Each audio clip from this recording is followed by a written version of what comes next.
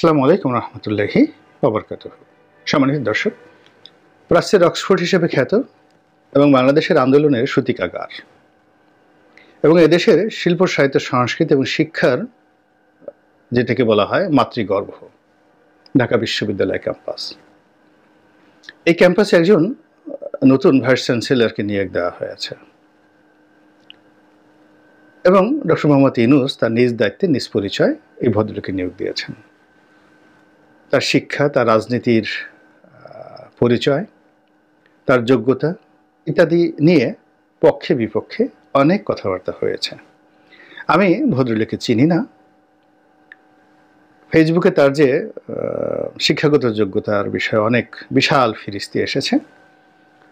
তো এই বিষয়গুলো নিয়ে তার পক্ষের যারা লোকজন আছে নানা রকম ইতিবাচক কথা বলছেন যে এবার ঢাকা বিশ্ববিদ্যালয় যেহেতু তার মতো প্রাজ্ঞ অভিজ্ঞ অনেক বিদেশি বড় বড় ডিগ্রিওয়ালা একজন ভাইস চ্যান্সেলর নিয়োগ লাভ করেছেন, তো এবার ঢাকা বিশ্ববিদ্যালয়ের একটা ব্যাপক পরিবর্তন হবে। সাম্প্রতিক সময় বিশেষ করে আওয়ামী লীগ জমানাতে যে চা সামোসা সিঙ্গারা মার্কা যে ভাইস চ্যান্সেলর এসেছিলেন, তারপর আরেফিন সিদ্দিকীর মতো ব্যক্তিত্বহীন, তারপরে দলদাস ভাইস চ্যান্সেলর এসেছিলেন যিনি সব জায়গাতে মোমবাতি জ্বালাতেন। তো তাদের চাইতে এই নতুন যে ভাইস চ্যান্সেলর এসেছেন তিনি শতগুণ ভালো হবেন এরকম আশা ভরসা। আমি ঢাকা বিশ্ববিদ্যালয়ের একজন প্রাক্তন ছাত্র এবং এই বিশ্ববিদ্যালয়ের যে চত্বর সেই চত্বরের সঙ্গে আমার ঘাম শ্রম অনেক কিছুই জড়িত। বিশ্ববিদ্যালয়কে আমি যতটুকু জানি এবং বুঝি শুধু এখানে নয় আরও অনেক জায়গাতে, আমি শুধু ঢাকা বিশ্ববিদ্যালয় ক্যাম্পাস নয় আরও অনেক বড় বড় বিশ্ববিদ্যালয়ের ক্যাম্পাসে গিয়েছি। অনেক জায়গাতে অনেক লাইব্রেরিতে পড়ার সুযোগ হয়েছে, অনেক জায়গাতে অধ্যয়ন করার সুযোগ হয়েছে। বিশ্বের সবচেয়ে যারা ট্যালেন্টেড লোক, যাদেরকে গ্লোবাল পার্সপেক্টিভে যাদেরকে বলা হয় যে তারা একটা বিশ্বমানের ইন্টেলেকচুয়াল, তাদের সঙ্গে এক টেবিলে বসে কথাবার্তা বলার সুযোগ হয়েছে। তো সেই অভিজ্ঞতা থেকে আমার কাছে মনে হয়েছে যে এই নিয়োগটি ভালো হয়নি। এটি এই আন্দোলনের যে আমাদের সফলতা সেই সফলতাকে কলুষিত করবে।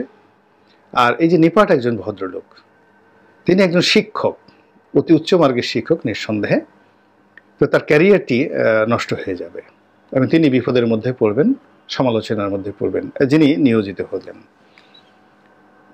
তারপর যিনি তাকে নিয়োগ দিয়েছেন ডক্টর মোহাম্মদ ইউনূস, এই নিয়োগের ফলে তিনিও বিপত্তির মধ্যে পড়বেন। কারণ কি? কারণ হলো অতি বিপ্লবী অতি দলবাস লোক ভালো হয় না, মানে পছন্দের লোক ভালো হয় না। আমরা কয়েকজন লোককে, যেমন দেখা গেল সাদেকা হালিমকে জগন্নাথ ইউনিভার্সিটিতে দেওয়া হয়েছে, প্রফেসর ডক্টর মিজানুর রহমানকে জগন্নাথ ইউনিভার্সিটিতে দেওয়া হয়েছে, তারপরে ওয়াহিদুজ্জামান চানকে একটা বিশ্ববিদ্যালয়ের ভাইস চ্যান্সেলর করা হয়েছে।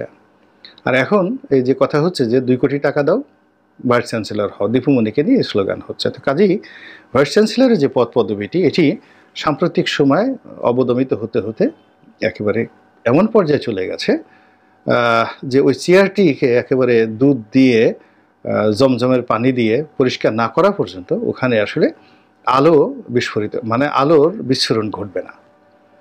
তো সেই ক্ষেত্রে ঢাকা বিশ্ববিদ্যালয়ের প্রকৃতি এবং পরিবেশের বাইরে, আবহাওয়ার বাইরে তিনি পড়াশোনা করেছেন চট্টগ্রাম বিশ্ববিদ্যালয়ে, এরপরে অক্সফোর্ড ক্যামব্রিজেতে পড়াশোনা করেছেন এবং যারা লেখাপড়া কম জানেন তারা মনে করেন যে কেউ যদি ইয়েল ইউনিভার্সিটিতে পড়ে, হার্ভার্ডে পড়ে, আরে জয় তো হার্ভার্ডে পড়ে, হার্ভার্ড থেকে পাশ করেছে। আমাদের নসরুল হামিদ বিপু, তিনিও হার্ভার্ড থেকে ডিগ্রি নিয়েছেন।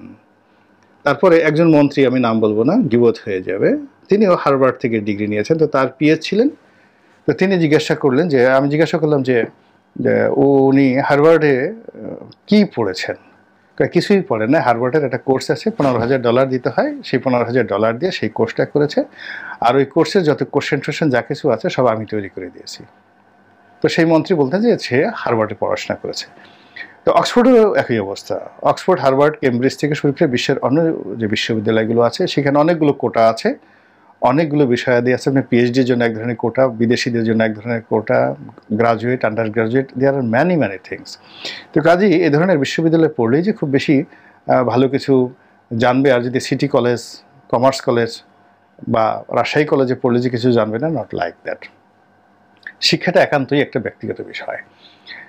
যেমন একটা উদাহরণ হিসেবে বলি, যেমন যদি এডুকেশনাল ব্যাকগ্রাউন্ড ধরেন, মানে ভালো ছাত্র, ভালো রেজাল্ট, এখনো পর্যন্ত বাংলাদেশে রেজা কিবরিয়ার পর্যায়ের ভালো ছাত্র দ্বিতীয় কেউ আছেন বলে আমার জানা নেই। তিনি বিশ্ববিদ্যালয় লেভেলে যে রেজাল্ট করেছেন, তো সেই রেজাল্টে মানে গ্লোবাল সারা পৃথিবীতে ইকোনমিক্সের যে ভালো রেজাল্ট আছে, তার মধ্যে প্রধানতম রেজাল্ট কিন্তু এই রেজা কিবরিয়া সাহেবের, শায়াম এস কিবরিয়া সাহেবের ছেলে। কিন্তু এই রেজা কিবরিয়া সাহেব যখন রাজনীতি করতে এলেন, গণ অধিকার পরিষদ করলেন, ভিপি নুরুল হক নুরু, তার সঙ্গে তিনি কিন্তু পারেননি। এবং ভিপি নুরুল হক নুরু একজন পাড়াগাঁয়ের একেবারে সাধারণ পরিবার থেকে বেড়ে ওঠা একজন রাজনৈতিক নেতা।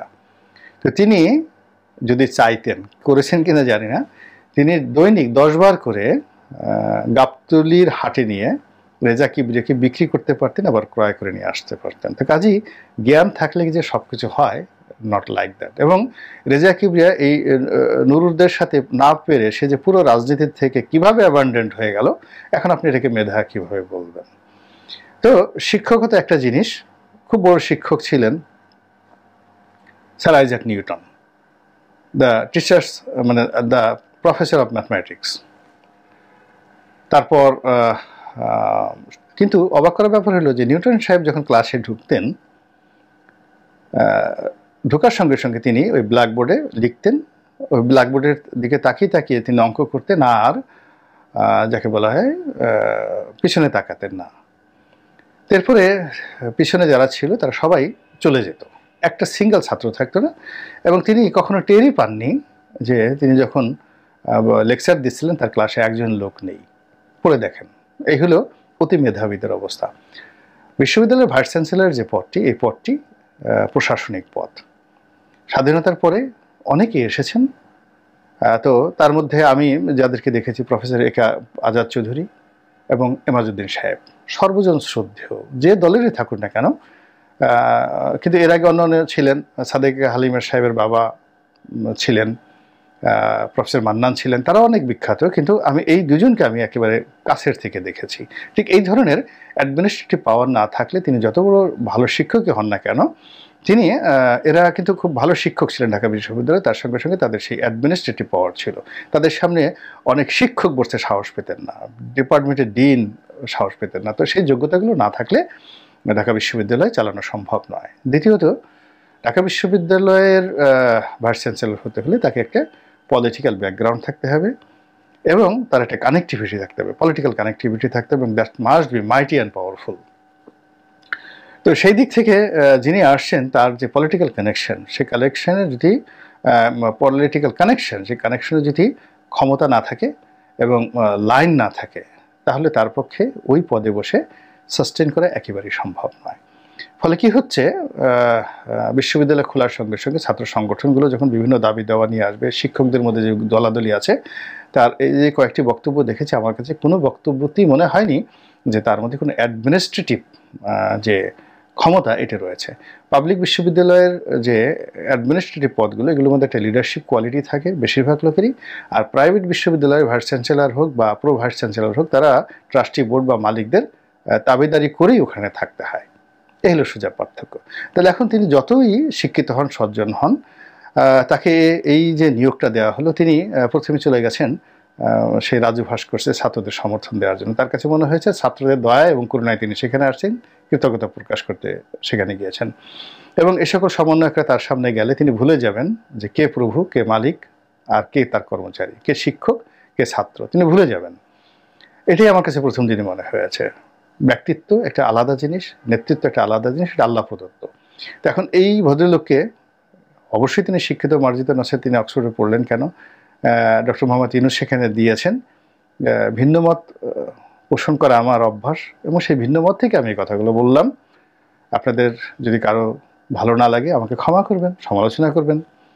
আর যদি মনে হয় যে না, আমি যেটা বলেছি তার চেয়ে ভালো যুক্তি আছে, তার জীবনে সেই ট্র্যাক রেকর্ড আছে, ঢাকা বিশ্ববিদ্যালয়ের অতীতে সেই আপনি একবার চিন্তা করুন তো, স্যার এফ রহমান যখন বাঙালিদের মধ্যে প্রথম ভাইস চ্যান্সেলর হলেন, আপনি গিয়ে দেখেন তো তার ছবিটা কত আগের। এখনো পর্যন্ত ছবির দিকে তাকালে আপনার স্যালুট দিতে ইচ্ছা করবে। তার পাশে বর্তমান ভাইস চ্যান্সেলরের একটা ছবি স্যার এফ রহমানের পাশে একটু নিয়ে দেখান তো।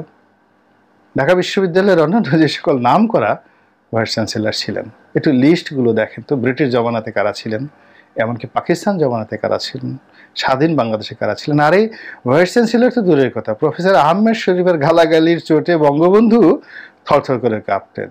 আহমদ ছাপার গালাগালিতে শেখ কামাল বঙ্গবন্ধু ভয়ের চোটে ঢাকা বিশ্ব নীলক্ষেতের দিকে তিনি তাকাতে সাহস পেতেন না। This is Dhaka university.